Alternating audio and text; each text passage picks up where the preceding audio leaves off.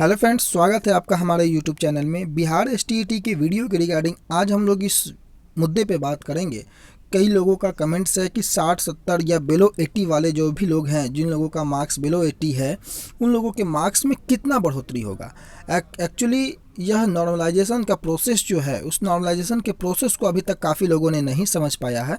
तो आप लोगों से यह रिक्वेस्ट होगा कि मैंने नॉर्मलाइजेशन पे भी एक वीडियो बनाया है, आप जा कर के उसे देख लेंगे। लेकिन इस वीडियो में हम एक आप लोगों को आकलन देंगे कि अगर आप लोगों का मार्क्स बिलो 80 है, 60 70 80 वाले, तो आप लोगों का मार्क्स बढ़ेगा या नहीं बढ़ेगा। क्योंकि ऐसा नहीं है कि हर शिफ्ट वालों का मार्क्स बढ़ जाएगा, यानी कि जिनका भी 60 नंबर है उन सभी लोगों का मार्क्स बढ़ के 90 हो जाएगा, 100 हो जाएगा। ऐसा पॉसिबल नहीं है।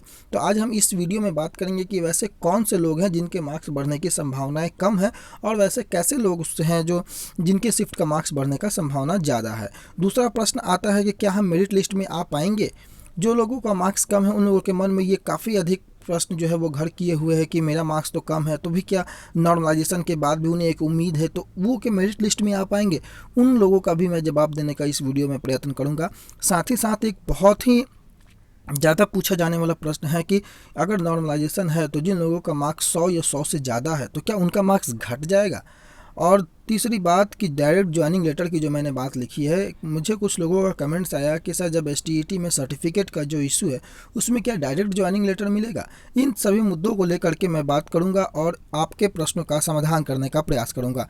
तो दोस्तों, स्वागत है आपका, और बिना वक्त गंवाए इस वीडियो की शुरुआत करते हुए, और आप सबों से एक दरख्वास्त होगा कि अगर आप हमारे चैनल पर नए हैं तो सब्सक्राइब जरूर करें इस तरह की लेटेस्ट न्यूज़ और अपडेट पाने के लिए, और इस वीडियो को अंत तक जरूर देखें। साथ ही साथ अगर यह वीडियो आपको पसंद आए तो एक लाइक जरूर करें। वीडियो की शुरुआत करते हैं कि देखिए, जिन लोगों का मार्क्स हर एक सब्जेक्ट्स में, काफ़ी लोग ऐसे हैं, मैंने रात में भी एक कट ऑफ की वीडियो बनाई थी, मैंने कहा था कि कट ऑफ इस बार कम जाने वाला है। उसका रीज़न है कि काफ़ी लोग ऐसे हैं जिन लोगों का मार्क्स जो है वो 60 70 80 85 इस एवरेज में आ रहा है। अब बात होता है कि क्या नॉर्मलाइजेशन में ऐसे लोगों का, जाहिर सा बात है कि जो कट ऑफ होने वाला है वो सारे सब्जेक्ट्स का कट ऑफ तो 60 70 80 इस आसपास तो नहीं रहेगा। मैक्सिमम सब्जेक्ट्स का जो कट ऑफ है वो 90 अकॉर्डिंग 90 प्लस 100 के बीच में रहने वाला है। लेकिन जो लोगों का मार्क्स 60 है 70 है, जैसे कि 17 के फर्स्ट शिफ्ट वाले में काफ़ी ऐसे कैंडिडेट हैं जिनका 60 70 के बीच है, मैथमेटिक्स वालों में 60 70 के बीच है, साइंस वालों में काफ़ी कैंडिडेट्स हैं जिनका 60 70 के बीच में है, कंप्यूटर साइंस में भी कई शिफ्ट के जो कैंडिडेट हैं उनका 70 75 80। तो क्या ऐसे लोग अपनी ज्वाइनिंग का, अपने मेरिट लिस्ट में आने का अनुमान कर सकते हैं या नहीं कर सकते हैं, उस सिलसिले में बात होगी। उसके पहले हम ये आपको बता दें कि जो भी आपका रॉ मार्क्स है उसके बढ़ने की संभावनाएं डिपेंड करती हैं दो तीन बातों पर। जिसमें पहला बात है कि आपके शिफ्ट का एवरेज मार्क्स क्या है, आपके जो भी प्रश्न पत्र थे उसका एवरेज लेवल ऑफ क्वेश्चन क्या है, और तीसरी बात है कि आपका जो शिफ्ट था क्या वो बेस शिफ्ट बन गया है। देखिए, सबसे पहली बात कि दो कैंडिडेट्स की मैं बात करता हूं, एक वैसा कैंडिडेट जो बेस शिफ्ट का है और एक वैसा कैंडिडेट जो अदर शिफ्ट का है। आप अनुमान लगा सकते हैं कि अगर आपका शिफ्ट बेस शिफ्ट बन जाता है तो उस बेस शिफ्ट के कैंडिडेट्स को अकॉर्डिंगली वैसे कैंडिडेट्स के आधार पर जज किया जाएगा जो फर्स्ट 10 या फर्स्ट 10% कैंडिडेट्स का मार्क्स जिस एवरेज के आधार पर आया है उन्हें भी उसी आधार पर जज किया जाएगा। तो अगर आपका शिफ्ट बेस शिफ्ट बनता है तो आपके शिफ्ट का कुछ ना कुछ एवरेज होगा, और अगर आपका मार्क्स उस एवरेज से कम है, यानी कि उस शिफ्ट में भी जिस शिफ्ट को बेस शिफ्ट बनाया गया है उस शिफ्ट में अगर आपका मार्क्स जो है वो 60 70 80 है, तो वैसे स्थिति में आपके मार्क्स बढ़ने की संभावनाएं कम हैं। कुछ लोगों का प्रश्न है कि मेरा अगर शिफ्ट बेस शिफ्ट बन जाता है तो हम क्या करेंगे। तो अगर आपका शिफ्ट बेस शिफ्ट बन जाता है तो आपके जो मार्क्स हैं वो मार्क्स बढ़ने की संभावनाएं कम हो जाएंगे, क्योंकि ऑलरेडी आपके शिफ्ट में प्रश्नों का स्तर आसान पाया गया है बोर्ड के द्वारा।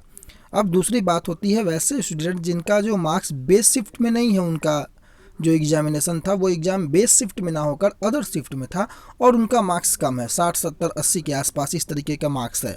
तो वैसे स्टूडेंट्स क्या कल्पना कर सकते हैं। देखिए, अगर आपका एग्ज़ाम बेस शिफ्ट में नहीं है और उसके अलावे आपका मार्क्स जो है वो कम है, इसका मतलब है कि आपके शिफ्ट का जो प्रश्न का एवरेज है वो बोर्ड ने उस शिफ्ट के अकॉर्डिंग, जो शिफ्ट को बेस शिफ्ट बनाया गया है उसके अकॉर्डिंग कठिन था।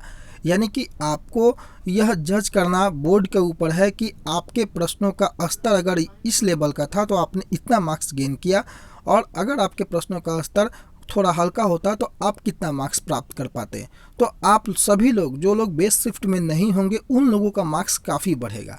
यानी कि अगर मान लीजिए कि जैसे कि मैंने बताया था आपको एसएसटी को लेकर के या कंप्यूटर साइंस को लेकर के कि कंप्यूटर एसएसटी के 17 का फर्स्ट शिफ्ट जो था वो हार्ड था।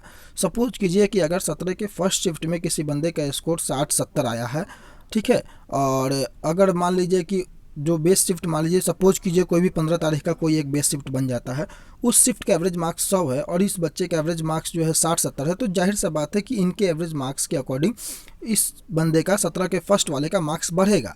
लेकिन 15 वाले का जो भी शिफ्ट अगर बेस शिफ्ट बन रहा था उस शिफ्ट में अगर कोई बच्चा का मार्क्स 60-70 है तो उसकी मार्क्स बढ़ने की संभावनाएं कम है क्योंकि उनके शिफ्ट में प्रश्नों का स्तर तो ऑलरेडी आसान था। तो यह डिपेंड करेगा आपको बेस शिफ्ट पे। दूसरा लेवल ऑफ क्वेश्चंस पे ही, क्योंकि लेवल ऑफ क्वेश्चंस के आधार पे ही आपको बेस शिफ्ट का डिसीजन होगा। तो लेवल ऑफ क्वेश्चंस भी काफ़ी मायने रखते हैं। और तीसरा शिफ्ट का एवरेज मार्क्स। देखिए ऐसा भी कभी कभी देखा गया है कि आपके शिफ्ट में क्वेश्चंस तो हार्ड था लेकिन कहीं ना कहीं लोगों ने अच्छा स्कोर किया, पढ़ने वाले विद्यार्थियों का पाला आपके शिफ्ट से पड़ गया था, जो कि काफ़ी अधिक जो पढ़ाई में अच्छे होते हैं, अगर वैसे स्टूडेंट्स आपके शिफ्ट में थे तो जो एवरेज निकाला जाता है तो उन लोगों का एवरेज अगर टॉप में निकाला जाएगा तो उन लोगों का एवरेज कभी कभी ज़्यादा हो जाता है। तो आपको ऐसी स्थिति में थोड़ी हानि हो सकती है, लेकिन ऐसी संभावनाएं कम होती है क्योंकि केवल 2-4 कैंडिडेट्स को लेकर के पूरे शिफ्ट का एवरेज नहीं निकाला जाता है। टॉप 10% या टॉप 10 कैंडिडेट्स इस तरीके से जो एवरेज होता है, मैंने फार्मूला बनाया है, आप उस फार्मूला को देख लेंगे जा करके नॉर्मलाइजेशन का, उसके आधार पर ये तय होता है। तो ये 2-3 जो आधार थे जिसके आधार पर आपके मार्क्स बढ़ने की संभावनाएं होती हैं। तो जो लोग बेस शिफ्ट के अलावे शिफ्ट में है, यानी कि बेस शिफ्ट को छोड़ करके जो शिफ्ट में है और उनका मार्क्स 60-70 आ रहा है, तो आप सबों का मार्क्स जो है वो मिनिमम 20-30 इस अकॉर्डिंग जरूर बढ़ेगा आपका मार्क्स, ठीक है। इसके लिए अगर नॉर्मलाइजेशन सही से होता है तो, बाकी तो बीएससीबी के ऊपर डिपेंड है कि वो किस प्रकार से नॉर्मलाइजेशन के प्रोसेस को पूरा करता है।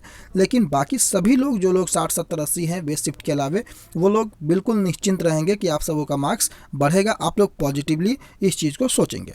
अब मैं मार्क्स के अकॉर्डिंगली अगर बात करता हूँ तो अगर मान लीजिए कि जो शिफ्ट कठिन था, यानी कि एसएसटी का ही मैं अगर एग्जांपल ले लूँ तो सपोज कीजिए कि एसएसटी का 17 का फर्स्ट शिफ्ट का रॉ मार्क्स लड़कों का 60 से 70 आया है जिनका, ठीक है। और एसएसटी में भी कोई शिफ्ट ऐसा होगा जो बेस शिफ्ट बना होगा, उनके विद्यार्थियों का रॉ मार्क्स 110 आया है, ठीक है। तो जाहिर सा बात है कि नॉर्मलाइजेशन में ये 60-70 वाले कहीं ना कहीं इसके अकॉर्डिंगली अगर बोर्ड इन लोगों को दोनों को सामान्य करेगा तो दोनों का मार्क्स जो है वो एक करने का प्रयास करेगा, ठीक है, सामान्य करने, यानी कि 110 भी जो है वो 70 वाले के बराबर हो जाएंगे। और इनके बीच का डिफरेंस जो देख रहे हैं आप 40 मार्क्स, बोर्ड अकॉर्डिंगली ऐसा करेगा कि 40 मार्क्स के आधार पर इन दोनों को डिस्ट्रीब्यूट करेगा और दोनों को एक समान करने का प्रयास करेगा। इसलिए अगर आपके शिफ्ट में प्रश्नों का स्तर कठिन था और आपका रॉ मार्क्स कम भी है तो भी आप बिल्कुल निश्चिंत रहेंगे और इस चीज़ की उम्मीद लगाए रहेंगे कि आपका रिजल्ट हो सकता है। बाकी एग्जैक्ट क्या होगा वो तो रिजल्ट आने के बाद ही मालूम चलेगा। फिलहाल हम लोग बिल्कुल इस चीज़ को लेकर के सामान्य रूप से अपने आप को सकारात्मक बनाए रखेंगे। अब तीसरी बात होती है कि क्या जिनका मार्क्स 100 से ज़्यादा है, जैसे मान लीजिए कि किसी शिफ्ट का मार्क्स में किन्हीं बच्चों का मार्क्स 110 है और उनका शिफ्ट अगर बेस शिफ्ट बन जाता है तो क्या उनका मार्क्स घट जाएगा?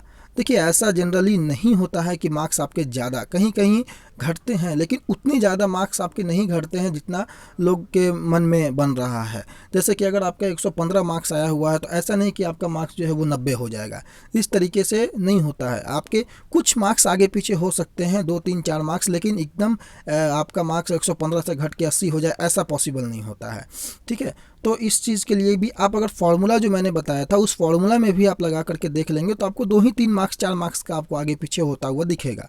तो जो लोग भी अगर 100-110 प्लस भी हैं तो आप लोग भी ये चिंता ना करें, क्योंकि बोर्ड ऐसा नहीं करेगा कि आपके साथ आपका प्रश्न का स्तर आसान था तो आपके साथ एकदम कम मार्क्स कर दिया जाए, ऐसा बिल्कुल नहीं होगा। एक सामान्य प्रक्रिया को फॉलो किया जाएगा, क्योंकि अगर ऐसा होता है कि किसी को एकदम बढ़ा देना, अगर मान लीजिए हार्ड शिफ्ट था तो उसको 60 से 120 कर देना, आपका 120 से 70 कर देना, ऐसा नहीं होता है। उसमें आपकी गलती नहीं थी, वो बोर्ड का क्वेश्चन सेटर का जो काम था वो था, आप अपना बस एग्ज़ाम दिए थे। इसलिए जो लोग भी मार्क्स ज़्यादा गेन किए हैं आप लोग भी निश्चिंत रहेंगे, क्योंकि आप लोगों के साथ भी वैसी नाइंसाफ़ी नहीं होगी जो नाइंसाफ़ी लोगों के द्वारा प्रदर्शित की जा रही है। अब तीसरी बात होती है कि जो नॉर्मलाइजेशन की जो प्रोसेस होती है वो किस प्रोसेस में होगा। देखिए, यह बोर्ड ने अभी तक क्लियर नहीं किया है कि वो किस मानक के आधार पर जो नॉर्मलाइजेशन करेगा, लेकिन किसी भी आधार पर नॉर्मलाइजेशन करे, आपको नॉर्मलाइजेशन का जो भी 2-3 जो स्टैंडर्ड फार्मूला है उसके आधार पर ही वो नॉर्मलाइजेशन करेगा, चाहे वो बीच के डिफरेंस के आधार पर करे, चाहे स्टैंडर्ड डेविएशन के आधार पर करे, और जिस भी आधार पर करे, लगभग रिजल्ट जो होते हैं वो सेम होते हैं। लगभग रिजल्ट में कोई अंतर नहीं देखने को मिलता है, इसलिए आप लोग निश्चिंत रहेंगे। नॉर्मलाइजेशन बोर्ड का काम है, आपका काम बस इंतज़ार करना और उस चीज़ को फॉलो करना। अब सबसे बड़ी बात आती है कि क्या जो मेरिट लिस्ट में नाम आने वाला है या मेरिट लिस्ट में नाम आएगा उसमें मेरा नाम आ पाएगा या नहीं आ पाएगा, इस चीज़ की मैं कैसे उम्मीद करूं। देखिए, अभी तक आपके मेरे चैनल के माध्यम से या कई स्रोतों से जो है आप लोगों को एक एवरेज जो कट ऑफ के बारे में जो बातें हो रही हैं या जो लोगों के मार्क्स के बारे में बातें हो रही हैं, आप सबों को यह एक मोटा मोटी अंदाज़ा हो गया होगा कि लोगों का जो कट ऑफ का ट्रेंड जो है वो किस तरफ जा रहा है। हालांकि मैं रात में भी कहा था, अभी भी कहता हूं कि कट ऑफ जो है पिछली बार से कम जाएगा कुछ सब्जेक्ट्स को छोड़ करके, लेकिन फिर भी आप एक एवरेज जो अनुमान है वो आप एवरेज अनुमान निकाल सके होंगे कि लोगों का जो कट ऑफ जा रहा है वो किस तरफ जा रहा है, लोगों के मार्क्स किस तरीके से लोग बता रहे हैं और उसमें आपका मार्क्स क्या है। अगर आपका मार्क्स उनसे 10 नंबर भी कम है, 15 नंबर भी कम है, फिर भी आप इस चीज़ को लेकर के पॉजिटिव रहेंगे कि आप मेरिट लिस्ट में आ सकते हैं, जो भी लोग बता रहे हैं अभी के अकॉर्डिंग। क्योंकि ऐसा नहीं है कि जो लोग बता रहे हैं वो सब सही बता रहे हैं, कुछ लोगों का मार्क्स जो है वो आगे पीछे ज़रूर होगा। जो लोग भी अगर 100 बता रहे हैं, मान के चलिए उनका 90 से 100 के आसपास मार्क्स होगा, तभी वो 100 बता रहे हैं। अब सारे लोग तो ऐसा नहीं है कि सारे लोग का जो मेरिट लिस्ट में नाम आ जाएगा। मेरिट लिस्ट में नाम उन चुनिंदा जितने नंबर ऑफ सीट्स है उसी के अकॉर्डिंग आएगा। तो सारे लोग कैसे पॉजिटिव हो। देखिए, पॉजिटिव ऐसा कोई नहीं है जो कि आप ये सोच करके रहें कि मेरा मेरिट लिस्ट में नाम नहीं आएगा। अगर यही सोचना था कि मेरिट लिस्ट में नाम नहीं आएगा तो एग्जामिनेशन देना ही नहीं था, ठीक है।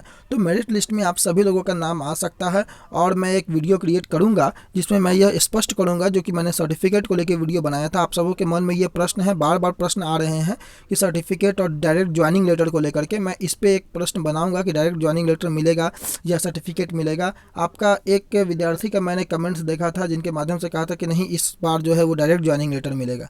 तो ऐसा कुछ नहीं होने जा रहा है कि डायरेक्ट ज्वाइनिंग लेटर मिलेगा। इसकी क्या प्रोसेस है, सारी प्रोसेस को मैं नेक्स्ट वीडियो में आपको प्रयास करूंगा कि आपको समझाने का। और फिलहाल के लिए जो था यही कि जो भी 100 से प्लस वाले हैं वो भी निश्चिंत रहें, और 60-70 वाले हैं उन लोगों का मार्क्स किस आधार पर बढ़ेगा और कितना बढ़ेगा, मैंने प्रयास किया कि आपके प्रश्नों का जवाब दे पाऊँ। बाकी आपको ये वीडियो कैसा लगा आप कमेंट करके ज़रूर बताएंगे, अपनी राय ज़रूर रखेंगे आपके मार्क्स के आधार पर, या आपको कोई भी प्रश्न हो आपके अंदर, आप उस प्रश्न को कमेंट बॉक्स में ज़रूर करेंगे। मैं आपके प्रश्नों का उत्तर ज़रूर दूंगा और मैं प्रयास करूंगा कि सभी लोगों के प्रश्नों का उत्तर दूं, क्योंकि मेरी यह प्रयत्न रहती है कि मैं आप सबों का जो है प्रश्न का उत्तर दे पाऊं। बट फिलहाल के लिए इतना ही। और यह वीडियो जो था वो वैसे लोगों के लिए ज़्यादा इम्पोर्टेंट था जिन लोगों का मार्क्स कम था। तो फिलहाल के लिए इतना ही। बाकी जैसे ही कोई अपडेट आता है आपको अपडेट कर दिया जाएगा इस चैनल पर। Thank you so much. आपका दिन शुभ हो।